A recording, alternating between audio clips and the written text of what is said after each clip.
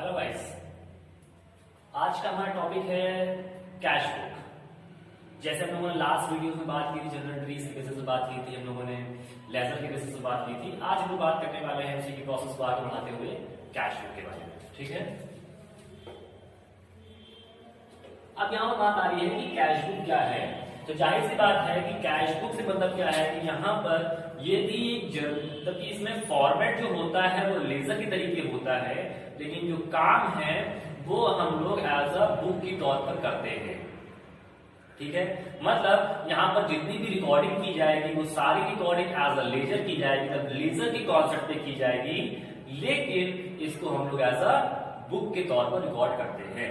ठीक, अब यहाँ पर क्या होगा कि लेजर और बुक में डिफरेंस क्या, बुक में क्या हो रहा था, दैट मींस जर्नल एंट्रीज थी, वो भी हमारी रफ बुक थी। तो कैश बुक भी हमारे एक तरीके से रफ बुक है, बट यहाँ पर हम लोग कैश से रिलेटेड सारे ट्रांजैक्शंस रिकॉर्ड करते हैं, ओनली फॉर कैश ट्रांजैक्शंस। ठीक है, तो कैश बुक क्या होती है, कैश बुक मतलब जितने कैश से रिलेटेड जितने भी ट्रांजैक्शंस होते हैं वो सारे ट्रांजैक्शंस रिकॉर्ड की जाते हैं। अब यहाँ पर बात हो रही है कि कैश से रिलेटेड ट्रांजैक्शंस होंगे तो मतलब तीन तरीके से रिकॉर्ड होते हैं। मतलब यहाँ पर जो फॉर्मेट बनता है कैश बुक का वो तीन तरीके से बनता है। पहला क्या होता है, सिंपल कैश बुक, दूसरा होता है डबल कॉलम कैश बुक,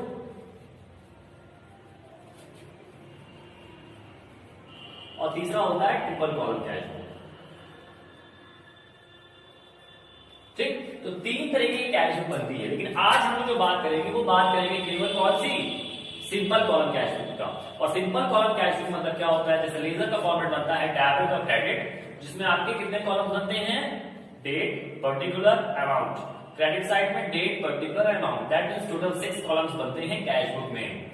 और उसको हम लोग according to question, numerical questions के अकॉर्डिंग एक्सप्लेन करने की कोशिश करेंगे, और बहुत सिंपल तरीके से, ताकि आपको इजी तरीके से समझ में आ जाए। ठीक, तो अब देखते हैं कि सबसे पहले हम एक क्वेश्चन देख लेते हैं कि क्वेश्चन क्या है।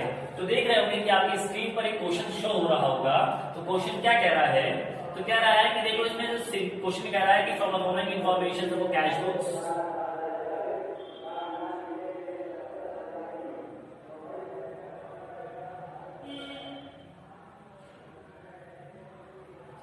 तो आप देख रहे होंगे कि क्वेश्चन क्या शो कर रहा है। पहले क्वेश्चन में कह रहा है कि from the following information transactions, simple column cash book बनानी है हमको। ठीक है बेटा, अब सिंपल कॉलम कैश बुक में कुछ ट्रांजैक्शंस दिए गए हैं हम लोगों को। क्वेश्चन में क्या दिया गया है, डेट वाइज कि जनवरी 1 को कैश इन हैंड दिया गया है, रिसीव्ड फ्रॉम रमेश दिया गया है, पेड रेंट दिया है, sold goods, paid Mohan, purchase furniture and paid salary. तो अकॉर्डिंग टू डेट है सारे ट्रांजैक्शंस दिए गए हैं विद द अमाउंट के साथ में। तो अब अमाउंट के साथ सारे ट्रांजैक्शंस दिए गए हैं, तो उन्हीं अमाउंट को देखते हुए हम सारे ट्रांजैक्शंस को रिकॉर्ड करेंगे किसमें, कैश बुक में। ठीक, तो देखते हैं कैश बुक।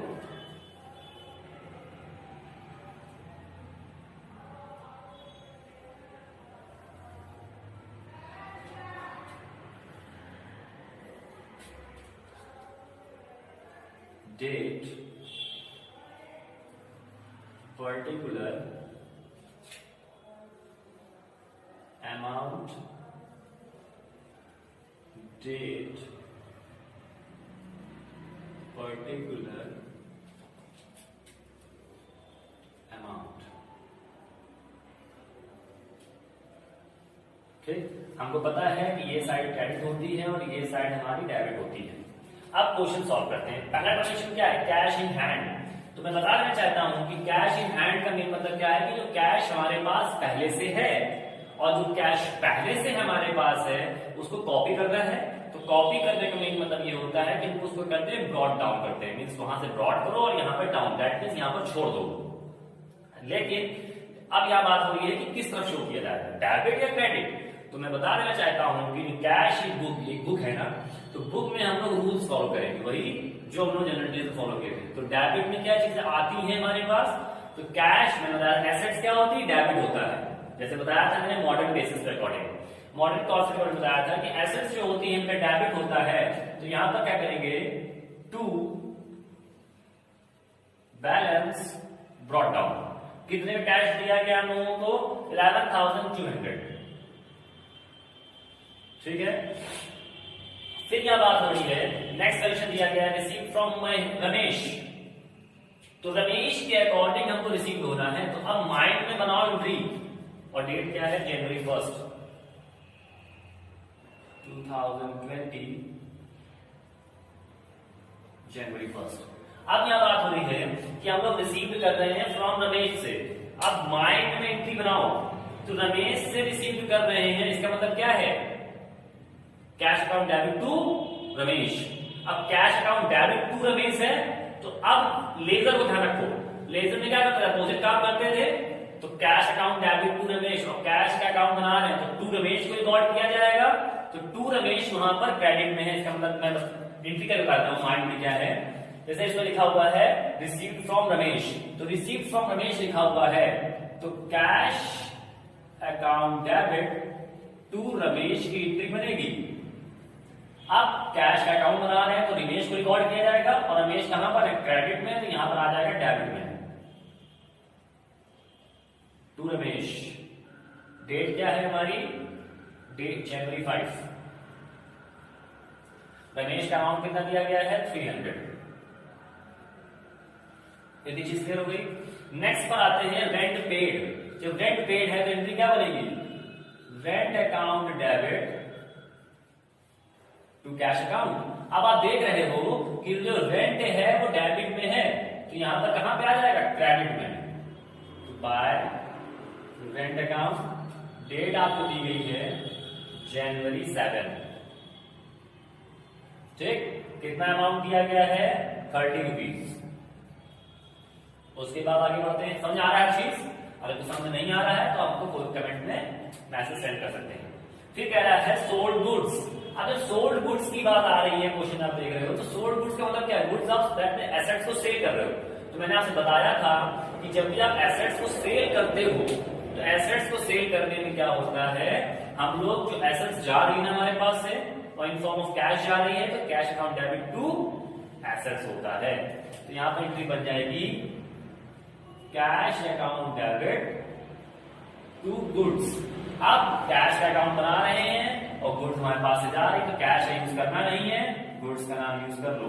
तो टू गुड्स जनवरी 8। ठीक, अब जब जनवरी 8 की बात होगी, हाँ बेटा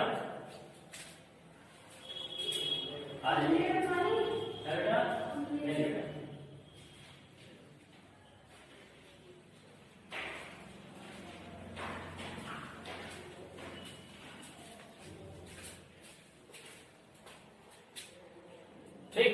तो हमने क्या कहा कि जो गुड्स हैं, तो गुड्स के अकॉर्डिंग हम बात करने वाले हैं। तो यहाँ पर क्या कहा गया है कि cash account debit to goods, goods को सेल कर रहे हैं। अगर कैश सेल किया गया है, अगर क्रेडिट नहीं किया गया है तो cash account debit to goods आ जाएगा, और अगर गुड्स नहीं कहा गया है तो हम लोग तक अगर ऑन कैश कह रहा है तो कैश अकॉर्डिंग करते हैं। तो टू गुड्स के अकॉर्डिंग जो अमाउंट हमारा शो कर रहा है वो है 300। उसके बाद बात कर लेते हैं यहाँ पर नेक्स्ट पॉइंट है कि पेड मोहन।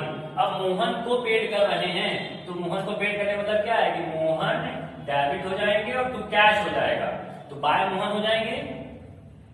तो जनवरी 10 बाय मोहन। तो मोहन को जो अमाउंट पेड किया गया है वो है 700। ठीक, अब आगे बात कर लेते हैं। फिर कह रहा है क्वेश्चन में डेट 27 पे परचेज फर्नीचर। जब फर्नीचर परचेज करने की बात हो रही है, एसेट्स आ रही है ना हमारे पास, जब एसेट्स आएगी तो फर्नीचर डेबिट हो जाएगा टू कैश हो जाएगा, तो बाय फर्नीचर हो जाएगा जनवरी 27 बाय फर्नीचर। फर्नीचर कितने का परचेज किया गया है 200। फिर क्वेश्चन में क्या कह रहा है कि पेड सैलरी, वही जैसे रेंट की एंट्री बनाई थी हम लोगों ने वैसे सैलरी की एंट्री कर देंगे जनवरी 31 बाय सैलरीज अमाउंट है 100। ठीक, तो ये प्रकार से हमारा सारे ट्रांजेक्शन हो चुके हैं। अब करना क्या है, अब हमको यहां पर क्या करना है, टोटल करना है। तो टोटल देखते हैं कैसे करना है, सबको टोटल कर लेते हैं। अब देखते हैं रफ किस तरफ टोटल ज्यादा है। तो इस तरफ देख रहे हैं कि 11,200 प्लस 300 प्लस 300 टोटल कितना हो रहा है 11,800। ये इसमें टोटल कर लिया। इधर टोटल देखते कितना है, 7 2 9 1 10, 1030 रुपए। तो जाहिर सी बात है, देख रहे मिल रहा है कि डेबिट साइड में अमाउंट ज्यादा है, 11,800 रुपए। पहले दोनों तरफ शो कर दो। और क्रेडिट साइड में जितना बैलेंस निकल के आता है उसको लिखते हैं बैलेंस सीडी। सीडी को कहते हैं बेटा कैरिड डाउन, और बीडी को कहते हैं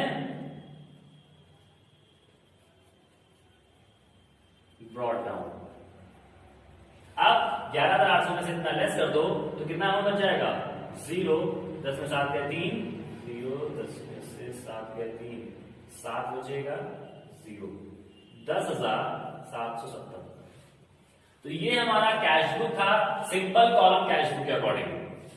ठीक है, अब इसी के आगे हम बात करेंगे जब हम लोग आगे जाएंगे कि डबल कॉलम कैश बुक। तो डबल कॉलम कैश बुक में क्या होता है, जो अमाउंट के कॉलम होता है ना, अमाउंट, ये तो सिंगल कॉलम था, लेकिन जब डबल कॉलम के अकॉर्डिंग आएंगे तो डबल कॉलम में बस कैश के साथ में एक कॉलम और बढ़ जाता है जिसको वो डिस्काउंट कहते हैं। दोनों साइड इधर भी डिस्काउंट हो जाएगा साथ में। ठीक है, तो ये सॉरी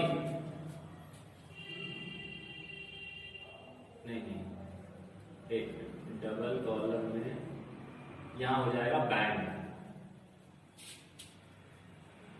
यहां पर डबल कॉलम में क्या हो जाता है, यहां पर सिंगल कैश का बनता है, बट जब डबल कॉलम में आते हैं तो कैश और बैंक दोनों का बनता है। और जब ट्रिपल कॉलम में आते हैं तो कैश का, बैंक का और डिस्काउंट का, इन तीनों के कॉलम बनेंगे एक साथ, अमाउंट कॉलम के तौर पर। ठीक है ना, तो आज हम केवल आपको ये बता रहे हैं कि सिंगल कॉलम कैश बुक या सिंपल कॉलम कैश बुक कैसे बनती है, जिसमें केवल कैश का एक कॉलम होता है। लेकिन डबल की बात करेंगे तो अमाउंट के 2 कॉलम बनेंगे, एक कैश का और एक बैंक का, दोनों साइड, डेबिट पे 2 कॉलम और क्रेडिट पे 2 कॉलम। ठीक है, तो उसका क्वेश्चन आपको बाद में बताएंगे। आज हम इतने पे ही करते हैं ताकि आप क्या सिंपल कॉलम कैश बुक आप पहले से घर में पढ़ सको, समझ सको, और फिर हम लोग आगे बात करेंगे। Okay, thank you.